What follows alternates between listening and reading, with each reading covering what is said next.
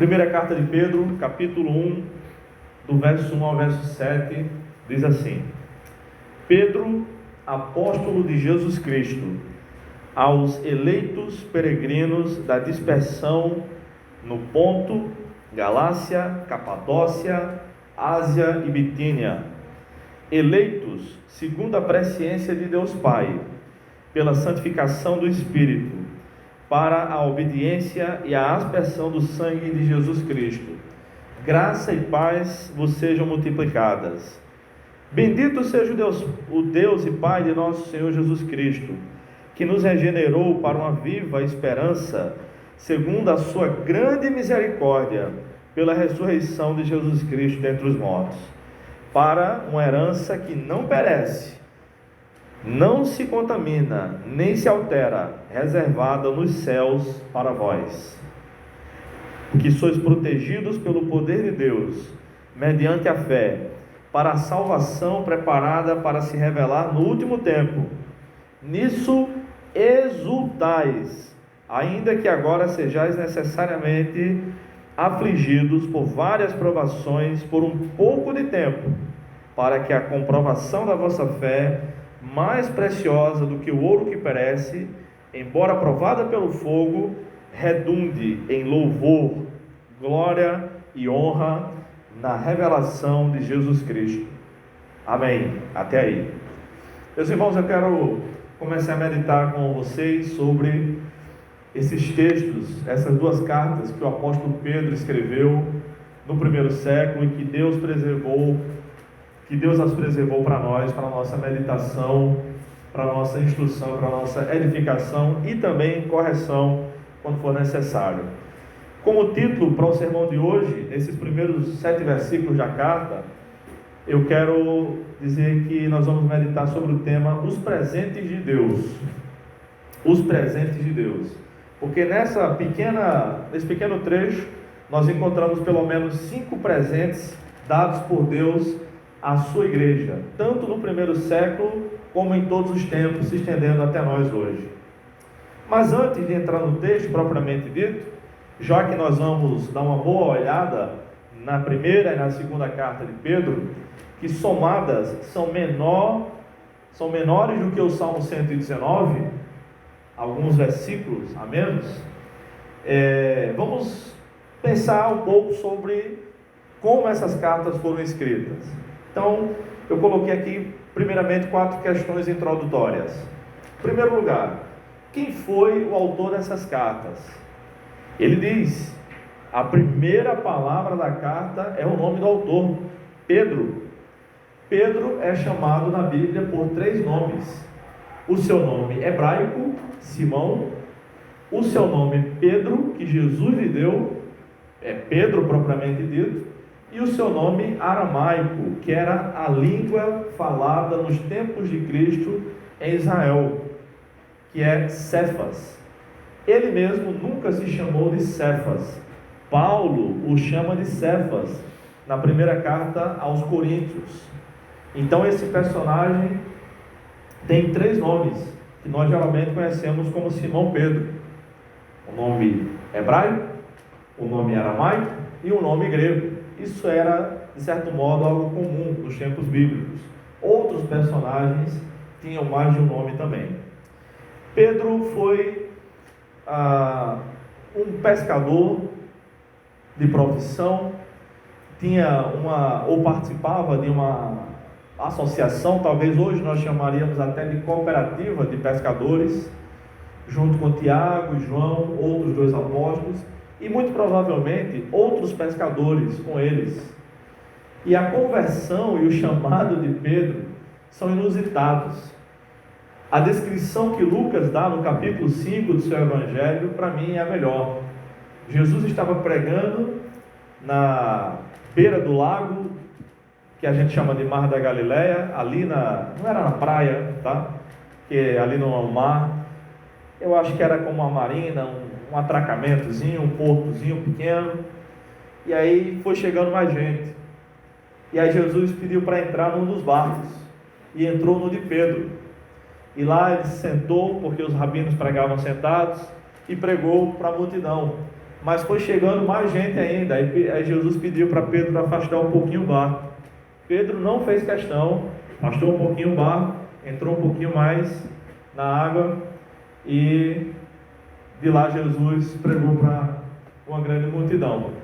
Mas ali Jesus fez com que os peixes que haviam fugido durante toda a noite aparecessem. Jesus fez alguns milagres diante de Pedro e deixou ele impressionado. Pedro era pescador. Pedro tinha pescado durante o momento certo, à noite. Pedro tinha se esforçado muito, tinha trabalhado a noite toda. Jesus não. Jesus muito provavelmente passou a noite dormindo, naturalmente.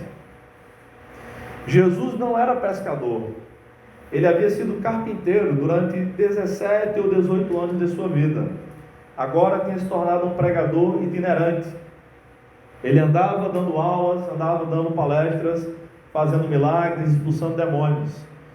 E ele estava num barco, não era o seu lugar de trabalho. E aparentemente na hora errada também, à luz do dia. Pois, sendo humanamente falando, a pessoa errada, no lugar errado, na hora errada, Jesus fez surgir tantos peixes que o barco de Pedro não suportou. E Pedro teve que chamar os seus colegas de cooperativa, e mesmo assim os barcos quase afundaram. Diante desses milagres tremendos, Pedro se ajoelhou diante de Jesus e pediu que ele fosse embora. Afaste-se de mim, porque eu sou pecador. Ele entendeu de cara quem Jesus era. Pedro era alguém altamente inteligente, esperto, vivo, sagaz. Ele tinha características de um grande líder, e foi isso que ele foi. Em segundo lugar, Pedro foi um líder incontestável da igreja no primeiro século, mas com erros. Como é que é possível ser incontestável, mas com erros? Simples, sendo um ser humano. Anjos não pecam, Deus não falha, mas homens pecam. Enquanto muitas vezes nós olhamos para as Escrituras e achamos Pedro meio afobado, trocando os pés pelas mãos, achando ele alvoroçado demais, fazendo promessas que ele não podia cumprir, como de fato aconteceu. Senhor, jamais, ainda que todos esses te neguem, eu jamais vou te abandonar, porque ele era corajoso. Ele sabia, um homem que nem eu, não vou fugir da raia não. E o Senhor olhou para ele e disse: Pedro, antes que o galo cante 2 vezes, 3 vezes você vai me negar. E pelo menos em cada evangelho, Pedro negou a Jesus por 3 ocasiões. Qual a semelhança entre essa atitude de Pedro e nossa atitude? Na minha opinião, é que Pedro negou a Jesus menos vezes do que nós. Muitas vezes nós negamos a Cristo, nós negamos que conhecemos Cristo. Não daquela forma, mas de outras. E às vezes a gente fica dizendo, mas Pedro era inconstante, Pedro era isso, Pedro era aquilo. É verdade. E nós, será que nós somos também? Pela boca de Pedro, nós lemos o que está registrado em Marcos, quando Jesus perguntou: quem os homens dizem que eu sou? E aí eles começaram a responder: uns dizem que tu és Elias, outros dizem que tu és o profeta prometido por Moisés, outros dizem que o Senhor é isso, aquilo, aquele outro. Aí Jesus perguntou: mas vocês, os 12 apóstolos, vocês acham que eu sou quem? Pedro, movido pelo Espírito Santo, disse: tu és o Cristo, o Filho do Deus vivo. Noutra ocasião, registrada em João capítulo 6, quando Jesus começou a pregar para uma multidão imensa, milhares de pessoas, e ele multiplicou pães, multiplicou peixes, alimentou aquela multidão, fisicamente falando, já vinha alimentando espiritualmente. E aí quando Jesus começou a pregar o sermão, nem era um sermão duro, o pessoalzinho frágil da época foi indo embora. Essa semana eu estava dando aula e no meio da aula falei algo que as pessoas às vezes se chateiam. Aí uma irmã disse assim: alguns crentes são vasos de barro e outros são taças de cristal. Eu disse: gostei, minha irmã, da sua colocação. Vou usar. E o sermão de João 6, vocês podem ler em casa, não é um sermão duro. Jesus só disse o beabá ali, mas foram abandonando Jesus, aquela multidão. 5.000 homens, fora mulheres e crianças, talvez tivesse ali mais de 10.000 pessoas. Não sabemos quantas pessoas tinha exatamente. Eu sei que só ficaram os 12 apóstolos. Jesus olhou para os 12 e disse: vocês também não querem ir embora? Pedro disse: para onde nós iremos? Tu tens as palavras de vida eterna. Não foi João, não foi Judas, não foi nenhum outro apóstolo, não foi Mateus, foi Pedro, um líder incontestável. No primeiro sermão que ele pregou no dia de Pentecostes, 3.000 pessoas se converteram. Depois ele pregou outro sermão, talvez algumas semanas após, 5.000 pessoas se converteram. Depois ele estava orando, na hora do almoço, ele se tornou um homem de muita oração, quando Jesus o restaurou, depois de ele tê-lo negado diante dos homens. E aí ele viu, teve uma visão que Deus disse para ele ir na casa de um homem chamado Cornélio, um homem que não era judeu, era um gentil. Ele foi, e até aquela época era proibido um judeu entrar na casa de um gentil, de um não judeu. Ele pregou tão cheio do Espírito Santo, que quem interrompeu o sermão de Pedro não foram os homens. Da primeira vez foram os homens, em Atos capítulo 2, perguntando: o que é que a gente deve fazer? Dessa vez, em Atos capítulo 10 e capítulo 11, quem interrompeu o sermão de Pedro foi o próprio Espírito Santo, derramando, enchendo aquelas pessoas que estavam na casa de Cornélio. Elas começaram a falar em línguas e a profetizar. Esse é o autor dessas cartas, um homem que foi transformado, e realmente um homem afobado, que trocava as mãos pelos pés, um homem que não entendeu direito quando Jesus fez surgir tantos peixes durante o dia. Um pescador, sem jogar a rede, só pelo poder da sua palavra, se transformou no líder, no primeiro líder da igreja cristã. Terceiro lugar, para quem Pedro escreveu essas cartas? Pedro escreveu para os crentes que estavam dispersos fora de Roma. No primeiro versículo ele diz: para os eleitos, peregrinos da dispersão ou da diáspora, no Ponto, Galácia, são regiões, Capadócia, Ásia, Bitínia, basicamente a Turquia e seus arredores. E qual o propósito disso? No capítulo 5 da primeira carta, versículo 12, na nova versão transformadora, a NVT diz assim: meu objetivo ao escrever é encorajá-los e garantir-lhes que as experiências pelas quais vocês têm passado são verdadeiramente parte da graça de Deus. Permaneçam firmes nessa graça. Nessa graça.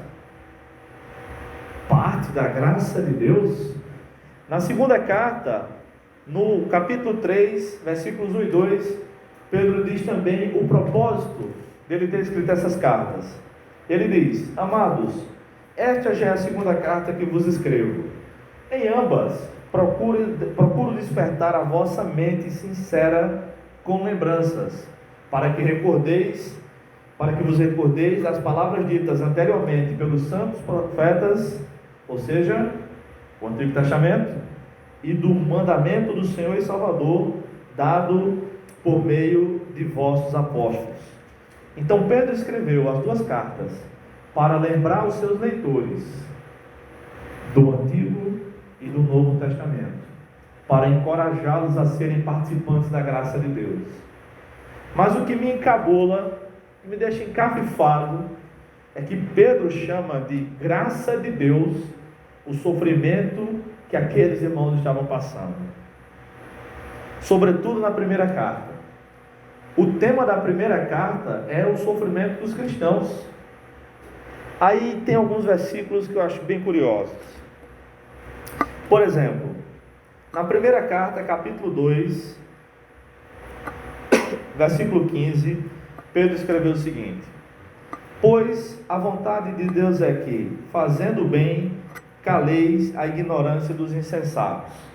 A igreja estava sendo perseguida, e a igreja deveria calar os caluniadores pelo bom procedimento, pela boa ética cristã.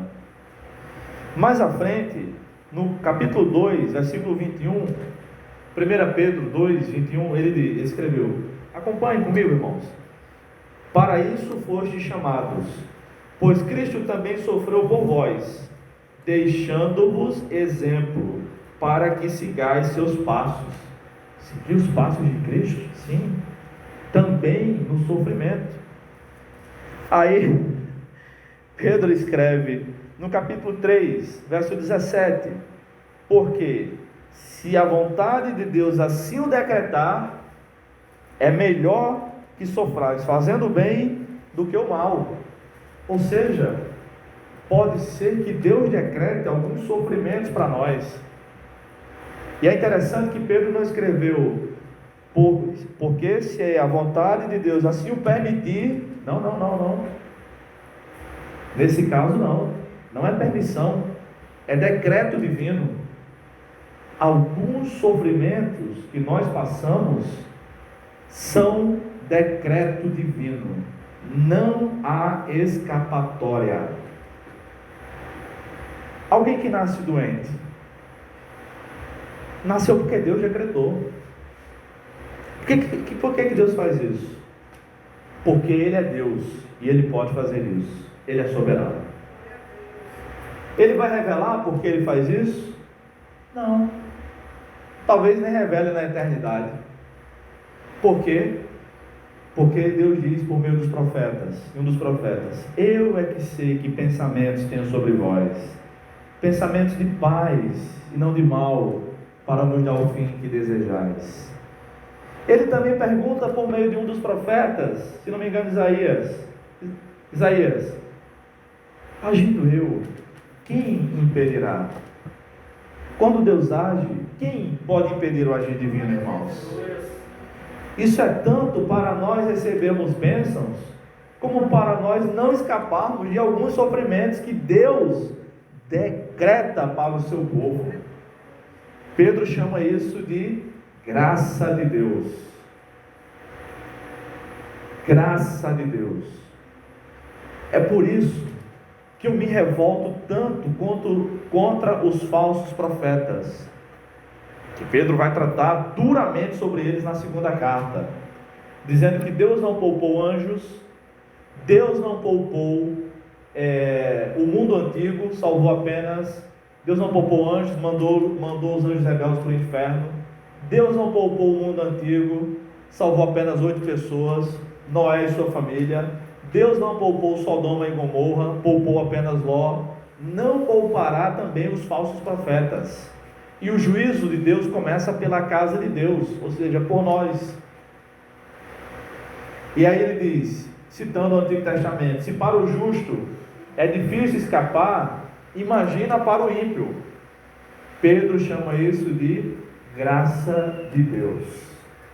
Ele diz: essa é a verdadeira graça de Deus. Por quê? A verdadeira graça de Deus nos faz entender a soberania divina, um pouco dos propósitos divinos, aceitar a vontade de Deus para nós e a não nos rebelar contra Ele. Essa é a graça de Deus. E a suportar os sofrimentos que estão reservados para nós. Mas em quarto lugar, o propósito. O propósito é esse: incentivar todos os leitores, todos os crentes, a permanecerem nessa graça. Então, logo de cara, Pedro fala de 5 presentes que Deus nos deu. Vamos vê-los. O primeiro presente que Deus nos deu é que nós somos eleitos de Deus. Isso está no verso 1 e no verso 2. Pedro, apóstolo de Jesus Cristo, está escrevendo para quem? Aos eleitos.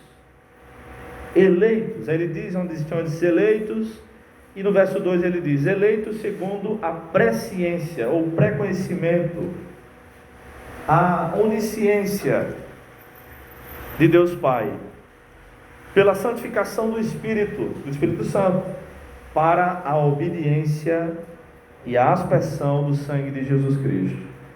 Nós fomos eleitos por Deus, escolhidos. Eleito é escolhido. Mas o interessante é que ele diz que nós fomos escolhidos segundo a presciência, o pré-conhecimento de Deus. Há um grupo de irmãos, que não é a maioria no cristianismo, mas há um grupo de irmãos que não devem ser tratados como se não fossem irmãos, são irmãos em Cristo, apesar de interpretar esse aspecto bíblico de maneira errada,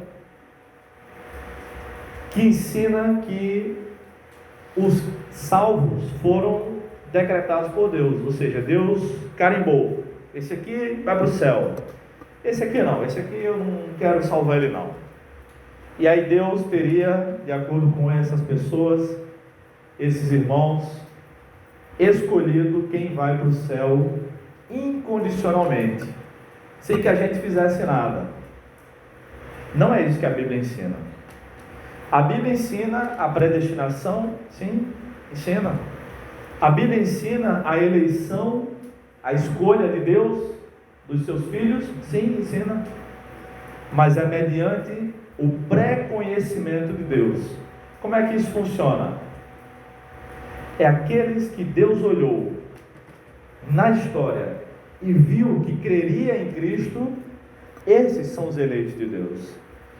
É a escolha baseada na fé e não incondicional, que Deus determinou, achou por sua própria vontade escolher quem vai para o céu e quem vai para o inferno. Não. Jesus morreu por todos, como Paulo escreveu em 1 Timóteo 4,10. Por isso, lutamos e trabalhamos. Eu vou ler o texto. O texto de 1 Timóteo 4,10.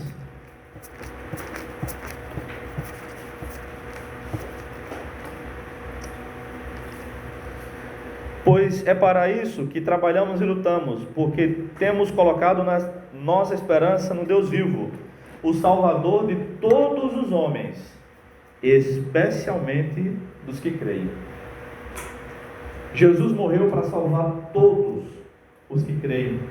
Jesus não morreu para salvar aqueles que que o Pai tinha determinado que seriam salvos. Não. Nós somos eleitos de Deus, porque recebemos o presente de Deus. Irmãos, o mérito no ato de presentear não está em quem recebe o presente. Por exemplo, qual é o mérito que Kelly tem de ter recebido esse presente que as irmãs deram para ela hoje? Nenhum. Ela tem gratidão, como ela agradeceu às irmãs. O mérito está em quem deu o presente. Do mesmo jeito, a salvação, o mérito da salvação não reside em nós, que recebemos o presente de Deus. Reside em Deus, que deu o presente da salvação. Então, infelizmente, alguns irmãos dizem que nós nem podemos escolher. Somos como marionetes. Somos como robôs, programados por Deus. Não é isso que a Bíblia ensina.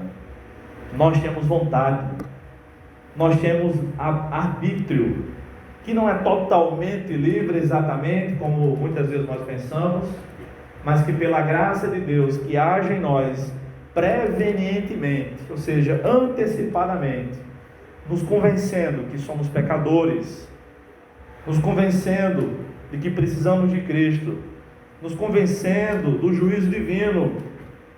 E aí nós só fizemos dizer: eu quero receber esse presente. Muito obrigado. Esse é o primeiro presente de Deus. Pedro lembrou aqueles irmãos: vocês estão sofrendo? Estão sofrendo o pão que o diabo amassou? Não se preocupem, lembrem-se, vocês são eleitos de Deus. Eu digo mesmo para vocês: estão passando por tribulações, tem angústias, tem problemas, tem lutas.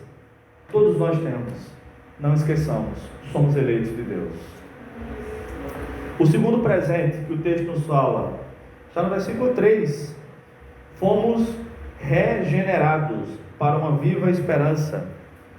Pedro diz: bendito seja o Deus e Pai de nosso Senhor Jesus Cristo, que nos regenerou para uma viva esperança. E regenerar na Bíblia é diferente de regenerar na sociologia. Quando alguém é preso por um crime que cometeu, e aí se discute sobre a regeneração daquele apenado, para que ele, ao sair da prisão, não volte a cometer mais crimes, seja reintegrado à sociedade. O índice de reincidência da criminalidade é muito alto ainda no Brasil, no mundo todo, infelizmente. E na verdade, os presídios estão clamando por capelães cristãos, por pregadores do Evangelho. Não é tão difícil ir para o presídio e pregar.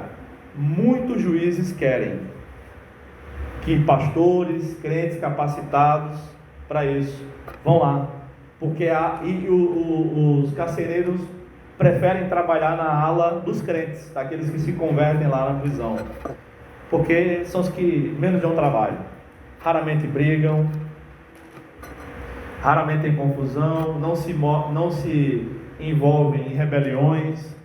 Quando tem, eles ficam na dele, não fazem reféns e são respeitados na cadeia.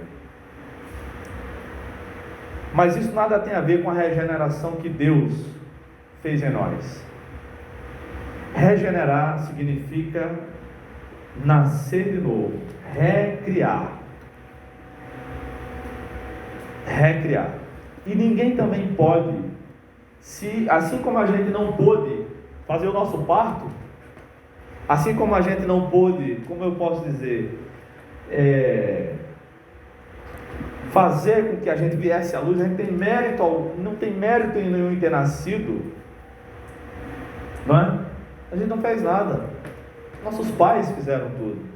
Os médicos fizeram tudo, todo o parto, as parteiras, enfim.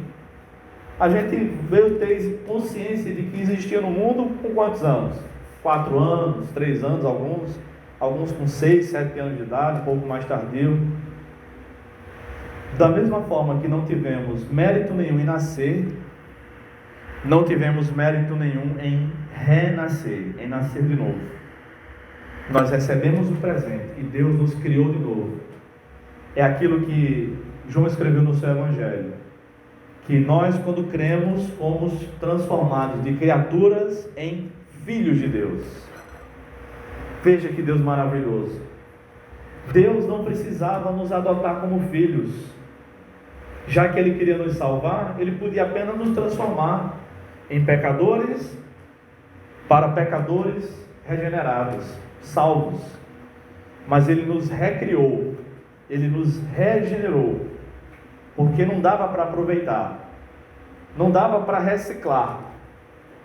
Ele jogou fora. E aí aquela mentalidade antiga que nós tínhamos, de querer fazer tudo para fazer o mal, para pecar, Ele mudou, porque Ele nos deu a mente de Cristo. Não quer dizer com isso que a gente não sinta vontade de pecar. A gente sente. É a tentação. Não quer dizer com isso que a gente não peque. A gente peca. Não concordo com aqueles irmãos que dizem que o cristão peca por acidente. Ou se fosse verdade. Infelizmente não é verdade. A gente não peca só por acidente. Muitas vezes a gente planeja pecar. E peca mesmo. Enquanto estivermos aqui na terra, pecaremos. Essa vai ser uma das grandes vantagens de ir embora dessa terra. Nós pararemos de ofender a glória de Deus. pararemos de pecar. Então esse é o segundo presente. Pedro lembra aqueles leitores: olha, vocês receberam um grande presente, e bendito seja Deus por isso, porque Ele nos regenerou. Para quê? Para uma viva esperança. Alguns irmãos, como eu já ouvi tantas vezes, dizem, né? A gente tem que nascer de novo todo dia. Não, irmãos, a gente já nasceu de novo, é uma vez só. Já nasceu de novo? Você tem certeza que é regenerado por Deus, já foi perdoado por Deus? Amém? Glória a Jesus. Isso é um presente de Deus. A maioria das pessoas da humanidade ainda não foram regeneradas. Nós fomos. Nós recebemos esse presente de Deus. O terceiro presente que Pedro lembra a esses leitores, para dar esperança para eles: nós receberemos a melhor das heranças. Pedro escreveu isso no versículo seguinte, o 4. Ele diz, emendando no verso 3 e 4, que nos regenerou para uma viva esperança, segundo a sua grande misericórdia, pela ressurreição de Jesus Cristo dentre os mortos. Veja quanta coisa Deus fez por nós, para nos regenerar. Para quê? No verso 4 ele diz: para uma herança que não perece, ou seja, não acaba, não se contamina, não se altera. Essa é a nossa herança, reservada nos céus para vós. Nós vimos, sobretudo do ano passado para cá, que não há como ter certeza de estabilidade. Aquilo que as pessoas lutam para ter, a estabilidade financeira, estabilidade profissional, às vezes uma estabilidade emocional, afetiva. A gente viu que tudo isso é líquido, algo invisível, algo que a gente não consegue ver olho nu, algo pequenininho, microscópico, tirou toda a segurança, toda a estabilidade da humanidade, de todos os países.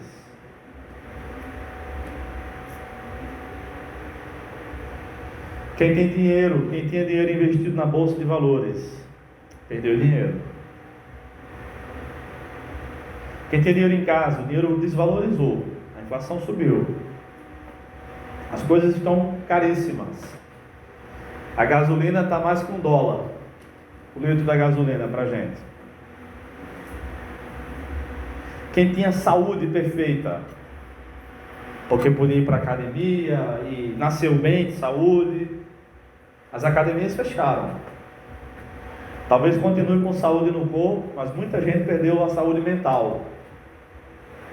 Muita gente tirou a própria vida. Muita gente tentou tirar a própria vida. Casamentos estáveis até então, porque os casais se viam muito pouco, foram para o ralo. Mas a nossa herança está reservada nos céus. Nenhum vírus pode alterá-la. A oscilação do dólar alto, a bolsa de valores lá embaixo, essa é a gangorra. O dólar sobe, a bolsa desce. A bolsa sobe, o dólar desce. Não pode tirar a nossa herança. Não pode sequer tocar. As moedas, as criptomoedas, bitcoins e outras criptomoedas oscilaram. Os empregos oscilaram. Muita gente demitida, muito empresário quebrando. Conheço uma lanchonete que só de laranja estava devendo R$9.000 ano passado ao fornecedor de laranja. Os donos da lanchonete me disseram. Fora pessoas que tiveram que demitir, funcionários que tiveram que demitir, o aluguel caríssimo que tinham que pagar. Agenda fixa, firmada, compromissos certos foram cancelados. Carnaval, festa de Natal, Réveillon na praia, tradições de décadas. Mas a herança dos crentes não. É por isso que desde o ano passado eu venho dizendo: nós somos o povo mais seguro do mundo, porque a nossa herança está no céu. E eu quero repetir o que Pedro disse: como é essa herança? Ela não perece, ela não se contamina, nem se altera, porque ela está guardada com Deus, está reservada nos céus. E a esperança, e essa herança tem aumentado. Quando morre um patriarca que deixa aquela herança para dividir entre a família, é um pedacinho para cada um. Se ele for muito rico, é um pedação, mas não vai tudo para uma pessoa só. É muito difícil acontecer isso. A nossa herança é diferente. Quanto mais a gente trabalha para Deus, mais essa herança cresce. Nós vamos juntando tesouro no céu. Cada vez que a gente faz algo para a glória de Deus, cada vez que a gente dá uma esmola sem aparecer, a nossa herança no céu aumenta. Cada vez que vocês chegam para limpar aqui o templo, essa herança aumenta. É só para cima. A inflação no céu é só para melhorar a nossa herança. Cada vez que a gente evangeliza alguém, cada vez que vocês cantam louvores, cada vez que vocês oram mais, que a gente ora mais, que a gente serve mais a Deus, que a gente ama mais o próximo, que a gente confessa os nossos pecados, que a gente trabalha mais para Deus, essa herança aumenta. Ela nunca diminuirá. O quarto presente que Pedro fala está no versículo 5. Somos protegidos e salvos por Deus.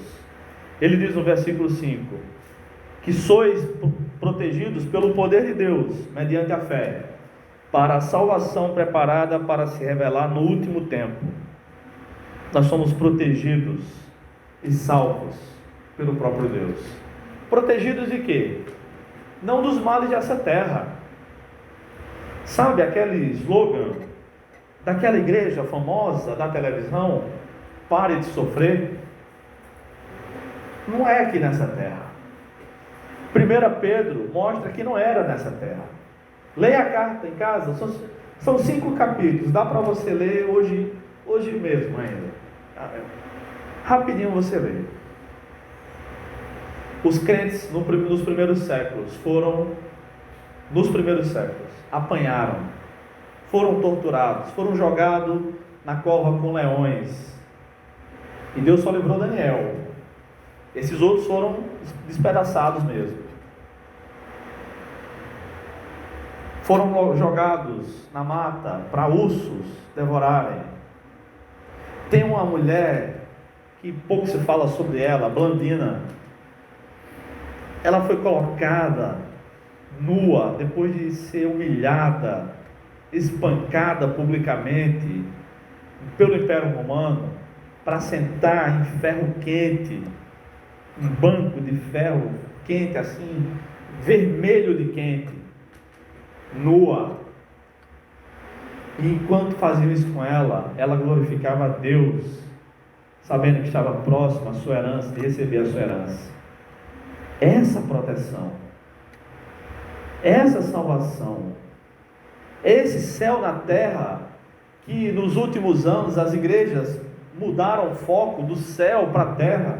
Nós não vamos viver o céu na terra nunca, irmãos. Do ano passado para cá, será que não deu para se convencer disso? Não vamos.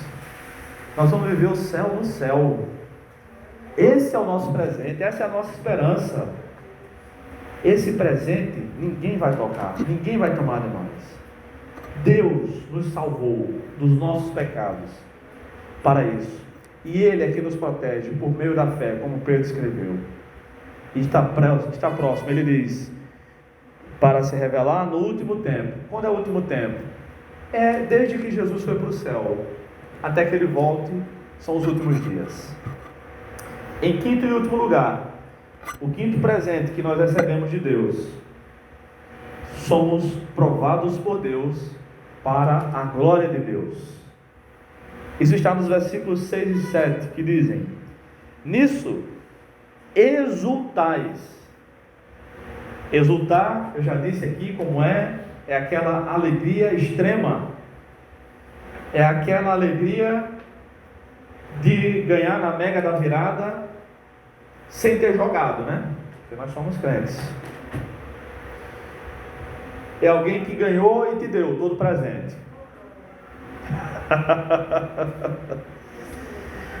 Para quem gosta de futebol, é aquele gol de final de Copa do Mundo, aos 16 do segundo tempo da prorrogação, contra a Argentina, na Bombonera. Hein, Gabriel? Acabou. Hexa. Quem sabe em novembro do ano que vem. Não vai ser na Bombonera, vai ser em Dubai. Não vai ser na Argentina. Exultar é a alegria que dá vontade de pular, de correr. Sabe aquela alegria? Que você espera algo demais, chegou. Essa é a exultação. Nisso exultais, ainda que agora sejais necessariamente afligidos por várias provações, por um pouco de tempo. Eles estavam nessa situação, passando por várias provações, não era uma só. Mas Pedro diz que era um pouquinho de tempo só, para que a comprovação da vossa fé, mais preciosa do que o ouro que perece, o ouro perece, embora aprovado pelo fogo, ou seja, mesmo que esse ouro seja bom, seja puro, ele perece, a vossa aprovação redunde em louvor, glória e honra na revelação de Jesus Cristo. Ou seja, quando Jesus voltar, que esse sofrimento todo vai redundar em glória para Deus. Esse é um presente de Deus, sofrer porque é cristão, sofrer por amor a Cristo. Pedro escreveu no capítulo 4, versículo 16, aliás, versículo 12 e 13: amados, não estranheis a provação que como fogo vos sobrevém, como se vos estivesse acontecendo alguma coisa estranha. Não estranhe, é normal o crente passar por provação, é isso que Pedro está dizendo. No verso 13 ele diz: mas, ou seja, ao invés de estranhar, alegrai-vos por serdes participantes dos sofrimentos de Cristo, para que também vos alegreis e exulteis, mais uma vez o verbo exultar, na revelação da sua glória. Então está sofrendo, está apertado, está doendo, irmão? Segura aí as pontas. Quando Jesus voltar, tudo vai ter valido a pena. Tudo vai ter valido a pena. Tudo. Mais um pouquinho para frente, no verso 16, Pedro diz: mas se sofrer como cristão, não se envergonhe disso. Pelo contrário, glorifique a Deus com esse nome. Porque ele tinha falado daqueles que sofrem porque são criminosos. Sofrer como cristão é motivo de orgulho. É isso, irmãos. A nossa aprovação também é um presente de Deus. Agora é só vitória, agora é só vitória, agora é só vitória. Se você entender que vitória também faz parte da aprovação, aí agora é só vitória. Agora, se você entender que agora é só vitória, só bênção, saúde, tranquilidade, prosperidade, nada de aperreio, não é não.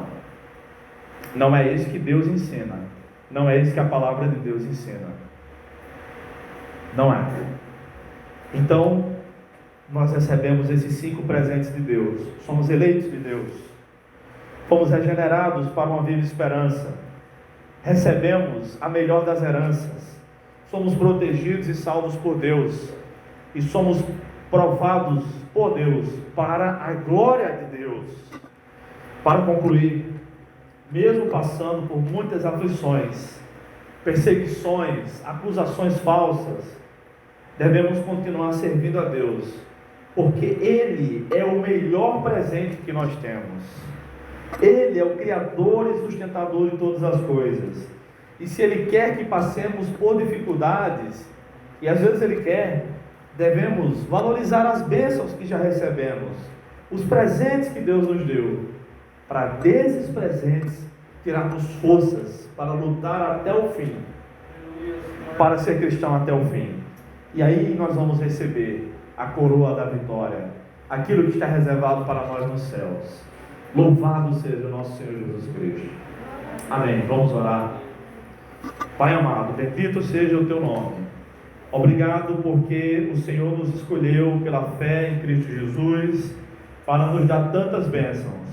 E assim como o Senhor estava com aqueles primeiros crentes que receberam esta carta do apóstolo Pedro, o Senhor também está conosco todos os dias, até a consumação dos séculos, como o Senhor mesmo prometeu na sua palavra, como o Senhor prometeu e ficou registrado na tua palavra. Pai, dá mais força, dá mais graça àqueles que estão quase sucumbindo às provações, aqueles que estão sentindo muita dificuldade. Fortalece, Senhor, fortalece aqueles que não estão enxergando a tua provisão. Abre os olhos espirituais, meu Deus, para que vejam que essas coisas também são presentes do Senhor para os teus verdadeiros filhos. Nos ajuda, por meio da tua palavra, a caminhar seguindo nos passos de Jesus, como Pedro escreveu, inspirado pelo Espírito Santo. Nos dá uma semana de paz, nos dá uma semana em que possamos glorificar o teu nome, em nome de Jesus. Amém.